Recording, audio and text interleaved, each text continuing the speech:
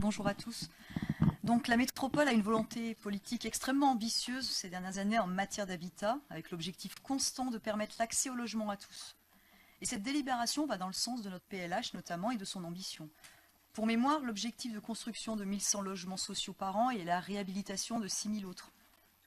Placer l'habitant au cœur de sa politique de l'habitat, tout en agissant sur l'équilibre social du territoire à travers la diversification de son offre. C'est pour cela qu'elle a candidaté pour la mise en œuvre accélérée du plan quinquennal pour le logement d'abord et la lutte contre le sans-abrisme pour 2018-2022. En matière de sans-abrisme, notre territoire est confronté à ce phénomène relativement croissant et près de 500 personnes vivent encore dans les rues de Grenoble.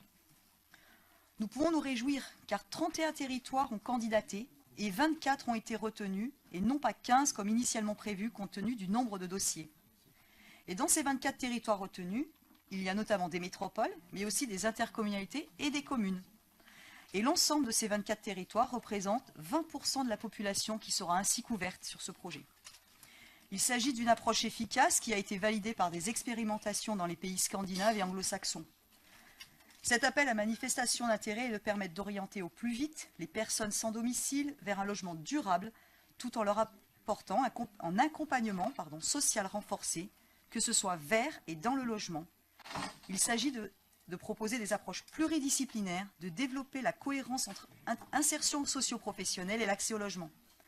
C'est un travail, comme il a été dit, multipartenarial, État, institutions, bailleurs sociaux, associations, et j'en passe.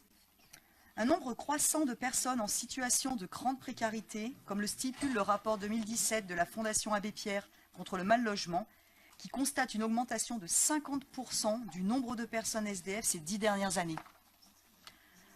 Un suivi mensuel permettra une évaluation concrète de la mise en œuvre de ce projet. Comme il est indiqué dans cette délibération, la réussite de ce projet repose sur une réelle volonté de mieux répondre aux besoins des plus fragiles, tout en respectant l'équilibre social territorial, et elle repose également sur une implication de tous les acteurs locaux. Nous nous devons d'autoriser Monsieur le Président à signer ces conventions, car il est de notre devoir de citoyens d'aider les plus fragiles, les plus démunis, à accéder à un logement, pour qu'ils retrouvent leur dignité. Avoir un logement, c'est poser les bases d'une reconstruction d'un avenir, d'une resocialisation et permettre ainsi de remettre un pas vers la vie active. Je vous remercie.